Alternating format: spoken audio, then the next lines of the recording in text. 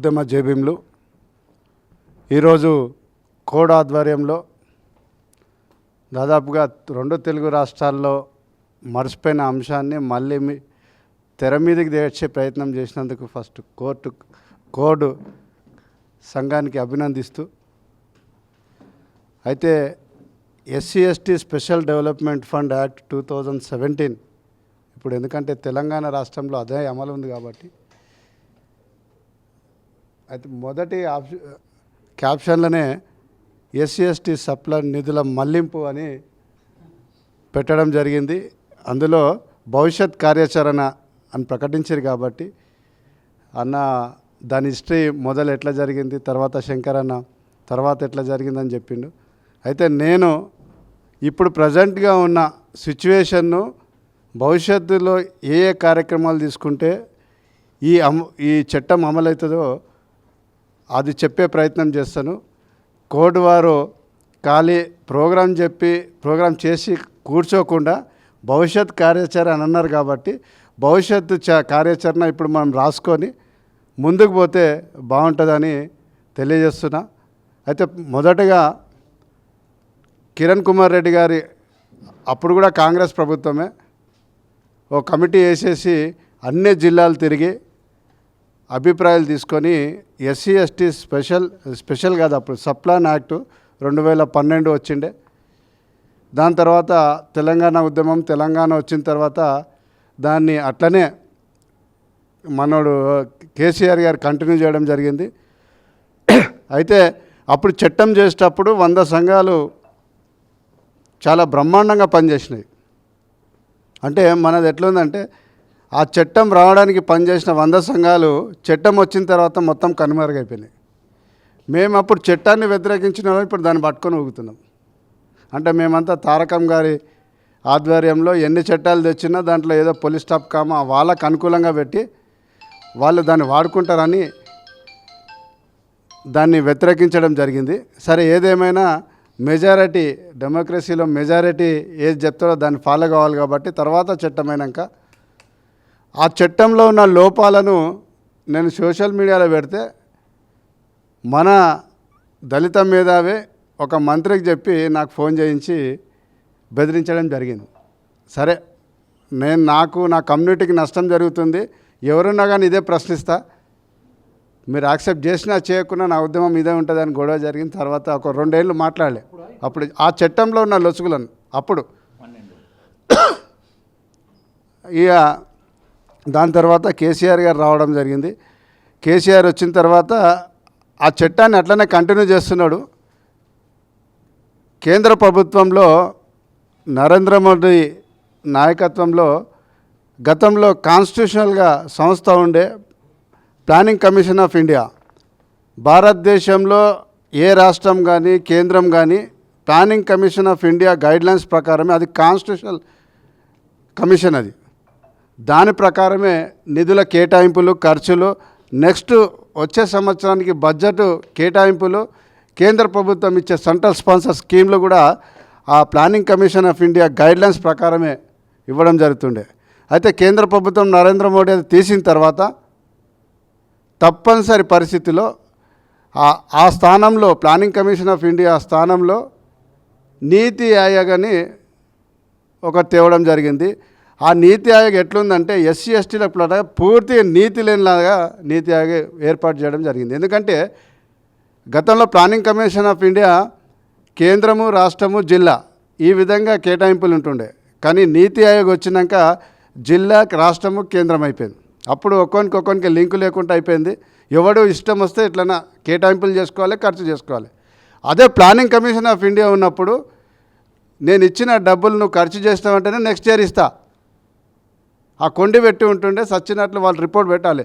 దొంగ లెక్కలైనా కానీ planning commission of ఇండియాకు పెట్టే రెస్పాన్సిబిలిటీ ఉండే రాష్ట్రాలకు. కానీ నీతి ఆయోగ్ ఆ రెస్పాన్సిబుల్ అన్నీ తీసేసి మీ ఇష్టం ఎస్సీ ఎస్టీల ఖర్చు చేస్తే చేసుకో, లేకుంటే లేదు అని ఆ నీతి లేని నీతి ఆయోగ్ తెచ్చడం వలన తప్పనిసరి పరిస్థితుల్లో కేసీఆర్ గారు చట్టం మార్పులు చేయాలి.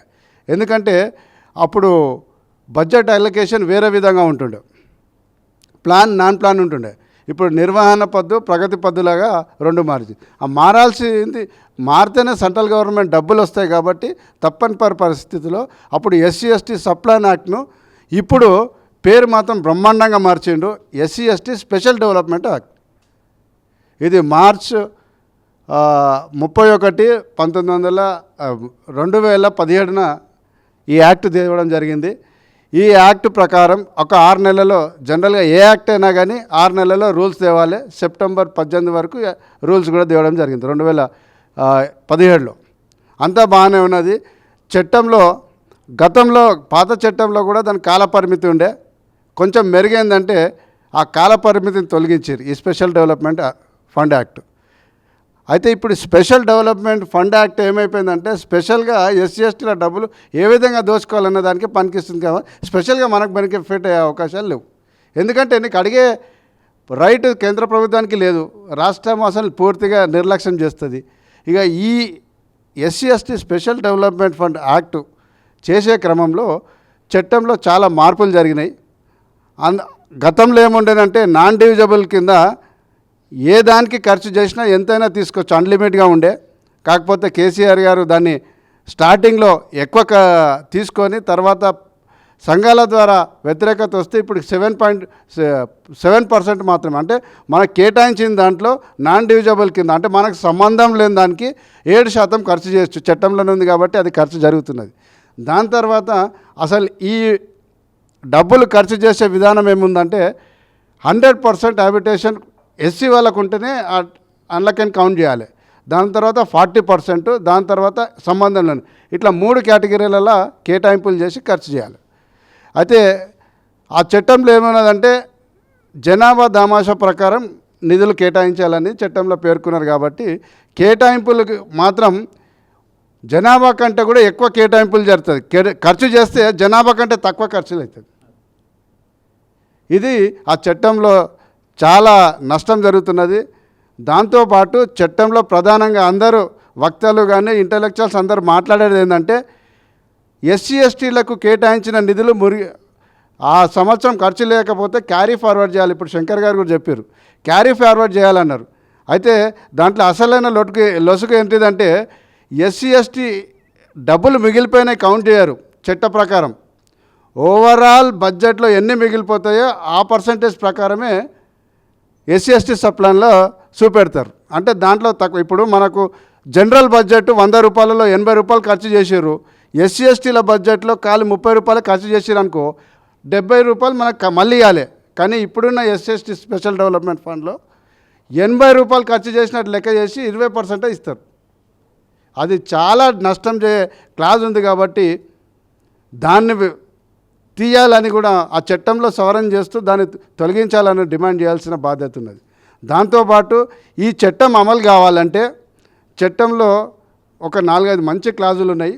అందులో కంపల్సరీ రాష్ట్ర ముఖ్యమంత్రి ఆధ్వర్యంలో హై పవర్ ఒకటి కమిటీ కాన్స్టిట్యూట్ చేయాలి.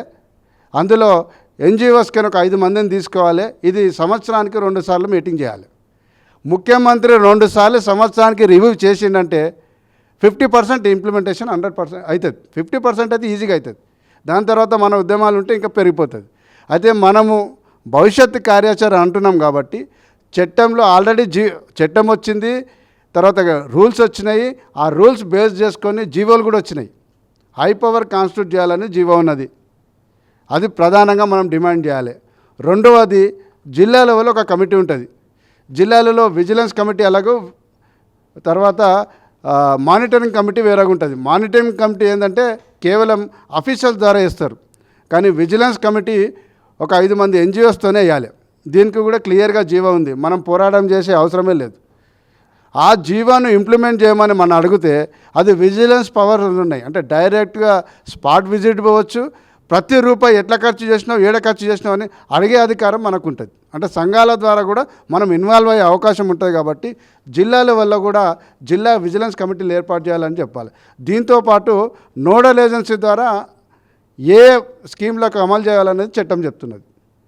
నోడల్ ఏజెన్సీ పేరుకే ఉంటుంది మాత్రం, కానీ ఖర్చులు మాత్రం అది ఎక్కడ కూడా స్కీము తీసుకొచ్చే అంటే స్కీమ్లు వెరిఫై చేసే పరిస్థితి లేదు. కాబట్టి నేనేమంటున్నానంటే కోడ్ ద్వారా ఈ కార్యక్రమం తర్వాత ఒక రిప్రజెంటేషన్ రెడీ చేసి SC ST special development fund act ఏదైతే ఉన్నదో తప్పనిసరిగా అమలు చేయాలంటే మనకు రావాల్సిన నిధులు మనకు ఖర్చు కావాలంటే దాంట్లో ఉన్న క్లాజులను బేస్ చేసుకొని అవి తప్పకుండా అమలు చేయాలనే డిమాండ్తో ప్రభుత్వానికి వెళ్తే మనమైనా ఫ్రూట్ఫుల్ చేయగలుగుతాం తప్ప లేకుంటే ఈ మీటింగ్ మళ్ళీ అన్ని సంఘాలు అన్ని ఎన్జిఓలు మీటింగ్ పెట్టినట్టు అవుతుంది. కాబట్టి నా రిక్వెస్ట్, అందుకనే నేను అంత సీరియస్గా చెప్తున్నాను.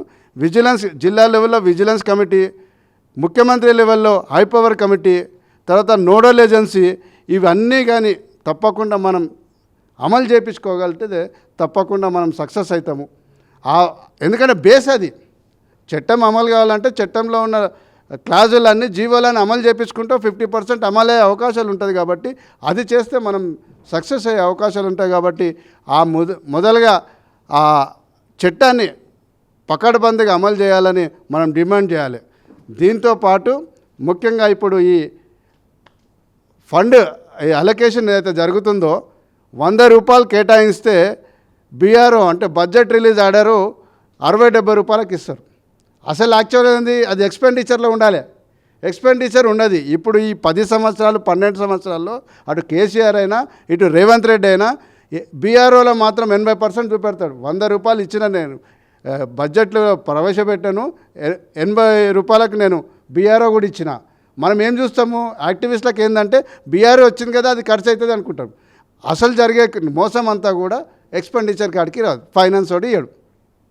లెక్కలనేమో 80 రూపాయలని రాసుకుంటాడు, కానీ అలా ఖర్చు అయితే 20% కూడా 20 రూపాయలు కూడా ఖర్చు కావు. ఎందుకంటే ఆ లెక్కలన్నీ నా దగ్గర ఉన్నాయి. అందుకనే బడ్జెట్ కేటాయింపుడు బీఆర్ఓలు ఎక్స్పెండిచరు క్లియర్గా ఉండాలంటే బీఆర్ఓ ఇవ్వగానే ఇమీడియట్గా నోడల్ ఏజెన్సీకి డబ్బులు బదలాయింపాలని డిమాండ్ చేయాలి. ఎందుకంటే నోడల్ ఏజెన్సీ మన దగ్గరికి వస్తే అది ఇవాళ కాకుండా రేపు ఖర్చు చేసుకుంటాం మన దగ్గరికి వస్తే. కానీ ఫైనాన్స్లో ఆ సిస్టమ్ లేనందువలన అది 80 అని చూపెట్టుకుంటాడు, 20 రూపాయలు బడ్జెట్ రిలీజ్ చేస్తాడు ఎక్స్పెండిచర్కు, మిగతా 60 రూపాయలు పోతాయి. లెక్కలు ఏముంటుంది, 80 రూపాయలు ఇచ్చినని అంటారు. అందుకనే ఆ బడ్జెట్ కేటాయింపులు కాదు, బీఆర్ఓ కాదు, ఎక్స్పెండిచర్ కంపల్సరీ చేయాలంటే బీఆర్ఓ ఇవ్వగానే ఆ డబ్బులు మాకు ఇచ్చాలి. ఫైనాన్స్ వాడు బీఆర్ఓ ఇచ్చిన తర్వాత వాళ్ళ దగ్గర పెట్టాల్సిన అవసరం ఏమున్నది? పలానా స్కీమ్కు కోడ్కు ఎంటర్‌ప్రెన్యూర్స్కు ఇంత 100 రూపాయలు ఇచ్చేసేయి, ఆయన స్కీమ్ చేసుకొని యాక్షన్ ప్లాన్ చేసుకొని ఖర్చు చేసుకుంటాడు. అట్లా మనం డిమాండ్ చేయగలిగితే అది కూడా బడ్జెట్, ఎందుకంటే చూడడానికి ఇప్పుడు ఇది కూడా ఈ సంవత్సరం 2025-26 ఆర్థిక సంవత్సరానికి 23.01 మనకు 40,000 కోట్లు బడ్జెట్ కేటాయించారు. ఇది కూడా చట్టంలో ఏముందంటే బడ్జెట్ కేటాయింపులు 2 విధాలుగా ఉంటుంది. ఒకటేమో నిర్వహణ పద్దు, ప్రగతి పద్దు. నిర్వహణ పద్దులకని శాలరీస్, ఆఫీస్ మెయింటెనెన్స్లు అన్నీ పోగా ప్రగతి పద్దులకని మనకు సంబంధించిన 15.45% మినిమంగా కేటాయించాలి. ఈ 15.45 కేటాయింపులు జరుగుతుంది. అది ప్రగతి పద్దులకే జరుగుతుంది. మనలో ఏం లెక్క చూస్తారంటే మొన్న ఒక ఎన్జిఓ, పెద్ద ఎన్జిఓ ఒక 15 ఏళ్ళ నుంచి దీన్నే బడ్జెట్ మీద పనిచేస్తాడు, సప్లైన్ మీద పనిచేస్తాడు. ఆయనకు అంత కూడా తెలియదు. మొత్తం ఓవరాల్ బడ్జెట్లో 15% అనుకుంటాడు. కాదు, ప్రగతి పద్ధతిలో అంటే స్కీమ్స్కి సంబంధించిన డబ్బులలో 15% మనకు కేటాయిస్తాయని మళ్ళీ ఆ క్లాస్కు సంబంధించిన అది రూల్స్ అన్ని పంపిస్తే అప్పుడు ఆయన చూసిండు. అయితే మనం ఏంటంటే ప్రగతి పద్ధతిలోని మనకు ఇచ్చిన డబ్బులన్నీ కూడా 100% మనయవి. మనకే ఖర్చు కావాలి, మురిగిపోవద్దంటే ఆ చట్టంలోని అన్ని క్లాజులను అన్ని జీవాలను మనం అమలు చేసుకుంటే సక్సెస్ అవుతుంది. దాంతోపాటు బడ్జెట్ 23%, లాస్ట్ టైం కూడా అదే జరిగింది. కేటాయింపులలో బ్రహ్మాండంగా ఉంటుంది. చివరిగా ఎక్స్పెండిచర్కి వచ్చే వరకు 20-30% అవుతుంది. అయితే మనము ఇది లాంగ్ ప్రాసెస్, అంటే లాంగ్ స్ట్రగుల్, లాంగ్ ఉద్యమం చేయాల్సిందే ఈ చట్టం అమలు కావాలంటే. ఎందుకంటే ఎస్సీ అట్రాసిటీ ఉందనుకో, అది ప్రజలలో ఉన్నది, అందరికీ తెలుసు. అందరి అట్రాసిటీ కాగానే రిలీఫ్ కావాలి, నాకు ఆ హక్కు కావాలి, ఈ హక్కు కావాలి అడుగుతాం. కానీ SC special development fund act ఆ పరిస్థితి లేదు. నాకు తెలిసి ఆ యాక్ట్ను కానీ ఆ రూల్స్ చూసిన వాళ్ళు చాలా తక్కువ మంది ఉంటారు అనుకుంటున్నా. మనం అందరూ కూడా యాక్ట్ను, ఆ రూల్స్ను ఫుల్ ఫ్లెడ్జ్గా మనం అర్థం చేసుకోగలిగితే తప్పకుండా ఎస్సీ అట్రాసిటీ ఏ విధంగానైతే ప్రజలలో పోయిందో ఇది కూడా అట్లా పోవాలి. ఎందుకంటే ఇది డైరెక్ట్గా బెనిఫిట్ అవుతుంది మనకు. ఇప్పుడు మనకు రోడ్ ఉన్నది, 100% 100 ఇండ్లు మనమే ఉన్నాయి అనుకో, 100% మనం సప్లై నిధులే వాడుకోవాలి, ఎవరిని అవసరమే లేదు. మనోడు అంటే ఆ కాంట్రాక్టర్ జీవో ఉన్నది దానికి కూడా, దాని ప్రకారం చేసుకోవాలి. అయితే ఇవన్నీ కూడా చేయాలంటే ఫుల్ ఫ్లెడ్జ్గా దీని మీద మనకు యాక్టివిస్టులతో ఒక కమిటీ వేసుకొని పర్యవేక్షణ చేసినా తప్పులేదు. ఈ విధంగా మనం ఇవన్నీ చేసుకుంటూ పోతే మనం ఏమన్నా ఈ చట్టాన్ని మన డబ్బులు మనం ఖర్చు చేయడానికి అవకాశం ఉంటుంది. కాబట్టి కోడ్ ఆ దిశగా భవిష్యత్ కార్యాచరణ తీసుకుంటే బాగుంటుందని తెలియజేస్తున్నా. ఇక ఫిగర్స్ బడ్జెట్ గురించి వద్దాం. ఈ 40,000 కోట్లలో మనకు డైరెక్ట్గా బెనిఫిట్ అయ్యేది SC development department, SC corporation, social welfare residential స్కూళ్ళు. ఇవి డైరెక్ట్గా మనకు బెనిఫిట్ అయ్యే స్కీమ్లు. దీంతో పాటు అసలు మనకు సంబంధం లేని వాటికి కూడా డబ్బులు ఖర్చు చేస్తారు. ఇప్పుడు ఆర్టీసీ కళ్యాణ లక్ష్మి వల్ల ఏది అది ట్రాన్స్పోర్ట్ ఫ్రీ, మహిళలకు ఫ్రీ ఉన్నది కదా, అందులో ఎస్సీల పర్సెంట్ 15.4 ప్రకారం మన డబ్బులు ఆల్రెడీ ఇచ్చినాం. మనం టికెట్లు మనం ఆడవాళ్ళు ఎంతమంది పోతాం, ఈ బడ్జెట్లు ఇచ్చినాం. మనం మన ఆర్టీసీలో ఏదో ఫ్రీ ప్రయాణం ఉందో అందులో మన పర్సంటేజ్ మనం తిరిగినా తిరగకుండా అనవసరం. ఎస్సీలు 15% ఉన్నారు కాబట్టి 15% డబ్బులు మన ఎస్సీ ఎస్టీ స్పెషల్ డెవలప్మెంట్ కానీ ఇచ్చినాం. బడ్జెట్ బుక్లో ఉన్నది చెప్తున్నా నేను ఎక్కడ అది లేదు, ఫిగర్లు ఎంత చెప్పినా వేస్ట్. కాబట్టి అట్లా మహాలక్ష్మి స్కీమ్కు అట్లా గవర్నమెంట్ ఏ స్కీమ్స్ తీసుకున్నా మన బడ్జెట్ వద్దన్నా కావన్నా యూజ్ చేసినా చేయకున్నా వాళ్ళు ఖర్చు చేసుకుంటారు. కానీ ఈ 4 స్కీమ్లన మనం ఫుల్ ఫ్లెడ్జ్గా అమలు చేసుకుంటే చాలా బాగుంటుందని ఆశిస్తున్నాను. ముఖ్యంగా ఇప్పుడు అంబేద్కర్ ఓవర్సీస్ ఎడ్యుకేషన్ తెలంగాణ రాకముందు 500 మందికి ఉండే ఆ స్కీమ్, దాన్ని 210 మందికి కుదించారు. ఇది ఎవ్వరికీ తెలియదు. ఓవర్సీస్ అంటున్నాం. అప్పుడు ఏముంటున్నానంటే ఎవడు అప్లై పెట్టినా, ఎందుకంటే అప్లికెంట్ తక్కువ ఉంటుండే, 100 మంది కూడా రాకపోతుండే. 500 స్కీమ్ ఉంటే 500 మందికి బడ్జెట్ కేటాయింపులు ఉంటాయి కాబట్టి 100 మందికి ఉంటే వాడు జర కింద మీద ఉన్న మెరిట్కు తక్కువ ఉన్నా ఏది ఉన్నా కానీ అక్కడ సీట్ వస్తే పంపిస్తుంటాం. ఇప్పుడు పరిస్థితి ఏంటంటే 500 నుంచి 210 అయింది. డిమాండ్ పెరిగింది, అంటే అవేర్నెస్ పెరిగి అప్లికెంట్లు ఎక్కువవుతున్నారు. 500 మంది అప్లికేషన్లు వస్తే ఇవ్వాల్సింది 200 మందికి.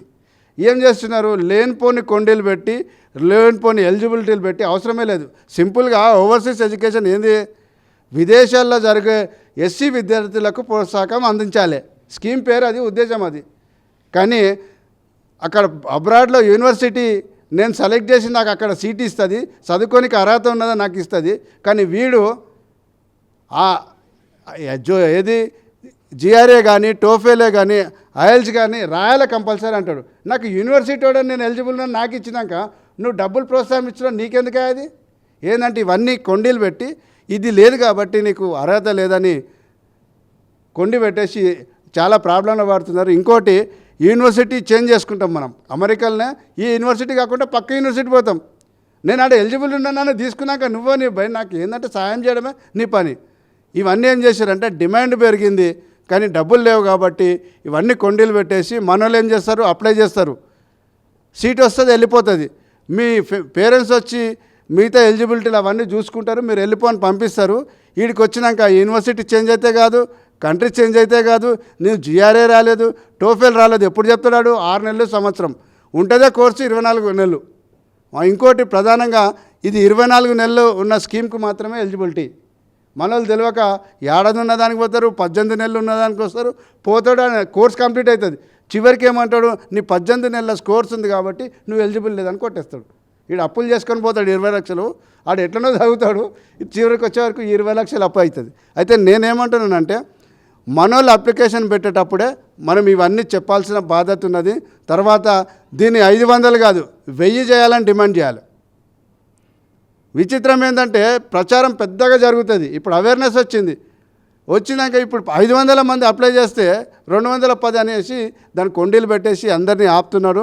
ఇప్పుడు చాలామంది అక్కడ పోయి స్కాలర్షిప్లు శాంక్షన్ కాక చాలా ఇబ్బంది పడుకుంటూ పరిస్థితి ఉన్నది. కాబట్టి ఇటువంటి అన్నీ కూడా మనం పరిశీలించాలంటే ఒక మానిటరింగ్ కమిటీ మనం సపరేట్గా మన ఆర్గనైజేషన్స్కి అని ఒకటి వేసుకుంటే ఇటువంటి ప్రాబ్లంలు కాకుండా మనం మన వాళ్ళకి హెల్ప్ చేసిన వాళ్ళు అవుతాం. కాబట్టి ఈ ఒక్క స్కీమే కాదు, ప్రతి స్కీమ్ కూడా అదే విధంగా ఉన్నది. అయితే ఇప్పుడు ఈ గవర్నమెంట్ రావడానికి ఎస్సీలు ముందుండి పనిచేసి రేవంత్ రెడ్డి గారు ముఖ్యమంత్రి చేసినాం.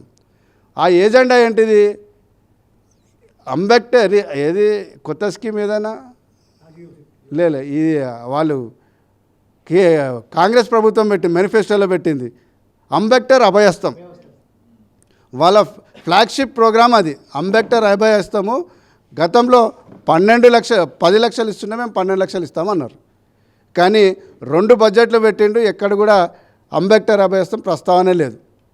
ఇంకో దారుణం ఏంటిదంటే మొన్న 1000 కోట్లు దళిత బంధుకి ఇచ్చారు. నేను క్రాస్ చెక్ చేయడానికి ఎస్సీ కార్పొరేషన్ పోయి కనుక్కున్నా, ఇది దేనికి అంటే బడ్జెట్ ఏమో కేటాయింపులు ఇప్పుడు లాస్ట్ బడ్జెట్లో దళిత బంధుకి ఇచ్చిన అడ్జస్ట్మెంట్కి వాడుకుంటారంట. నువ్వు బడ్జెట్లో ఏమంటున్నారు ఇప్పుడు? మా శంకరన్న కూడా అదే అన్నాడు, 1000 కోట్లు దళిత బంధుకి ఇచ్చిండు, దళిత బంధుకు మనకి ఎన్నిక కాదా అది, పాత వాటిలలో అడ్జస్ట్మెంట్ చేసేదానికి దళిత బంధు వాడుకొని పెట్టారు. అంటే అభయస్థానికి ₹1 కూడా చేయలేదు. ఇప్పుడు రాజీవ్ యువకి వికాసము అందరికి ఉన్నట్లే మనకున్న స్పెషల్ ఏముంది, డబ్బులు మాత్రం స్పెషల్ డెవలప్మెంట్ ఫండ్ కింద చూపెడుతున్నారు. 2000 కోట్లు ఇచ్చారు. 2000 కోట్లు ఇంకో పెద్ద కుట్ర అది. అన్నిటికేమో 1 ఇయర్లో ఎక్స్పెండిచర్ చేయాలని ఉంటుంది. ఈ రాజీవ్ యువకి వికాసానికి టైం బండ్ లేదు, దీన్ని 5 ఏళ్ళు కూడా నడిపించుకుంటాడు ఇక ఆ 2000 కోట్లతో.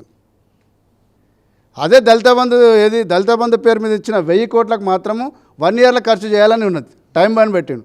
యువ వికాసానికి మాత్రం నో టైం బండ్.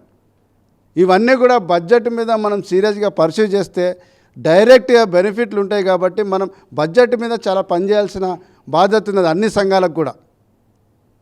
మేము బడ్జెట్ వచ్చేటప్పుడు ప్రత్యేకంగా ప్రీ బడ్జెట్ ఒకటి మీటింగు, పోస్ట్ బడ్జెట్ ఒకటి మీటింగ్ చేస్తాం. నేను అంతా పనులు చేసేదంతా కూడా ఎన్జిఓలు, వాళ్ళ ఒక లిమిట్ ఉంటుంది. వాళ్ళు అగ్రెసివ్ కానీ గవర్నమెంట్కి వ్యతిరేకంగా చేసే పరిస్థితి ఉండదు. మనోళ్ళు మీటింగ్ పెడితే ఎందుకు వస్తా అంటే మన మీద ధర్నా చేయొచ్చు, గవర్నమెంట్కి అగైన్స్గా మాట్లాడచ్చు, చేసే అవకాశాలు ఉంటాయి, మనం ఆలోచన చేయొచ్చు.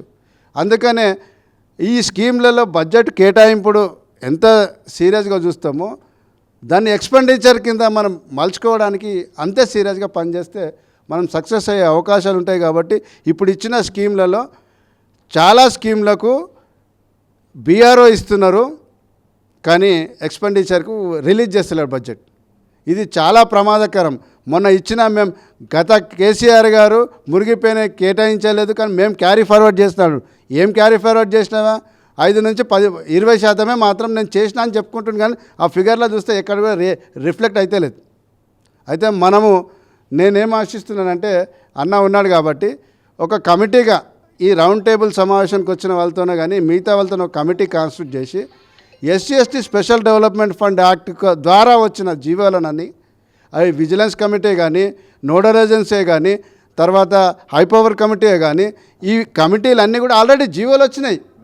మనం ప్రత్యేకంగా పోరాటం చేసేది ఆ జీవోలు అమలు చేయాలని మనం అడిగి, ఇన్ కేస్ అమలు చేయకుంటే అవసరం ఉంటే కోర్టుకు కూడా చట్టం మనం అందుకనే అడుగుతాం. చట్టాలు ఉంటేదంటే మనం కోర్టుకు పోయి ఛాలెంజ్ చేసి కొట్లాడే అవకాశాలు ఉంటాయి. కాబట్టి ఇప్పుడు మనకు ఆల్రెడీ జీవోలు ఉన్నాయి కాబట్టి ఆ జీవోలు అమలు చేసే పరిస్థితిలో చేసుకొని తర్వాత ఇప్పుడున్న స్కీమ్లను ఇప్పుడు అంబేద్కర్ ఓవర్సీస్ ఎడ్యుకేషను చాలా టాప్ ప్రయారిటీలు ఉన్నది. దాదాపుగా 500 నుంచి 1000 మంది ఎలిజిబిలిటీ క్యాండిడేట్స్ వస్తున్నారు. వాళ్ళందరికీ మనం అందించగలిగితే చాలా సక్సెస్ఫుల్గా ఉంటుంది. కాబట్టి సీట్లు పెంచాలని మొన్నటిదాకా ఒక ప్రయత్నం జరిగింది.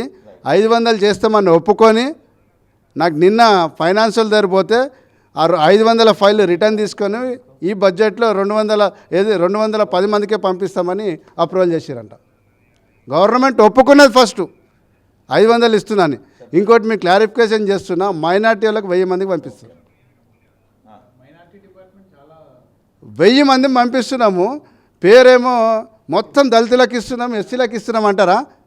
500 ఉన్న స్కీమ్ను 210కి చేసినాము. ఆ 210కి కూడా బడ్జెట్ లేక బడ్జెట్ ఇవ్వకుండా కోర్సు అటు 2 సంవత్సరాలకు పోతే ఆ కోర్స్ కంప్లీట్ అయ్యి రిటర్న్ వచ్చింది, ఇప్పటిదాకా బడ్జెట్ రాలే.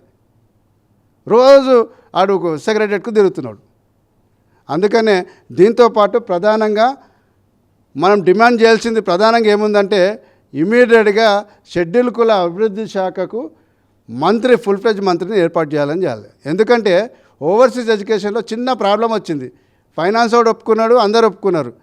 మన డిపార్ట్మెంటు ముఖ్యమంత్రి చేతిలో ఉన్నాయి కాబట్టి ఆ ఫైల్ ముఖ్యమంత్రి దగ్గర 6 నెలల నుంచి ఆయన దగ్గర ఉన్నది. 500 ఫైళ్ళలో మనకు తెలిసిన ఒక ఫైల్ ఉన్నది. ఆడు సంతకం కింద ఫైనాన్స్ వాడు ఇచ్చిండు, డిపార్ట్మెంట్ వాడు ఇచ్చిండు, అందరు క్లారిఫికేషన్ ఇచ్చిండు. ప్రోటోకాల్ ఏంటిదంటే మంత్రి కన్సల్ట్ తీసుకోవాలి కాబట్టి మంత్రి దగ్గర పంపించండి, ముఖ్యమంత్రి దగ్గర. ఆన్నే 500 ఫైళ్ళు 6 నెలల నుంచి మురుగుతున్నది. వాడు కోర్స్ కంప్లీట్ అయ్యి ఇప్పుడు హైదరాబాద్ కూడా వచ్చిండు. అందుకనే ఇమీడియట్గా మనకు మంత్రిని మంత్రిని నియమించాలని డిమాండ్ చేయాలి. అది ఎవరినైనా ఉండండి. నా ఉద్దేశం, నా పర్సనల్ ఒపీనియన్ ఏంటంటే నాన్ ఎస్సీ ఎస్టీని పెట్టాలి. ఎందుకంటే ఆడు ఎస్సీ ఉంటే ఆడు కట్టిరు కదా పాము దావదు అన్నట్లు ఉంటుంది. మనోళ్ళు కూడా చేయనిక సిగ్గుపడతారు, భయపడతారు, అభిమానం అంటాడు, ఏదో అంటాడు, అది అంటారు. కాబట్టి నాన్ ఎస్సీకి వేయాలి. ఇస్తే రెడ్డికి వేయమని, రెడ్డికి ఇస్తే పొద్దున్న లేసే షురూ చేయొచ్చు అని మనం ఈ డిమాండ్ల మీద పోతే బాగుంటుందని తెలియజేసుకుంటూ, నాకు ఈ అవకాశం ఇచ్చిన కోడ్ వారికి ప్రత్యేక ధన్యవాదాలు తెలుపుకుంటూ ముగిస్తున్నాను. జై భీమ్, జై భారత్.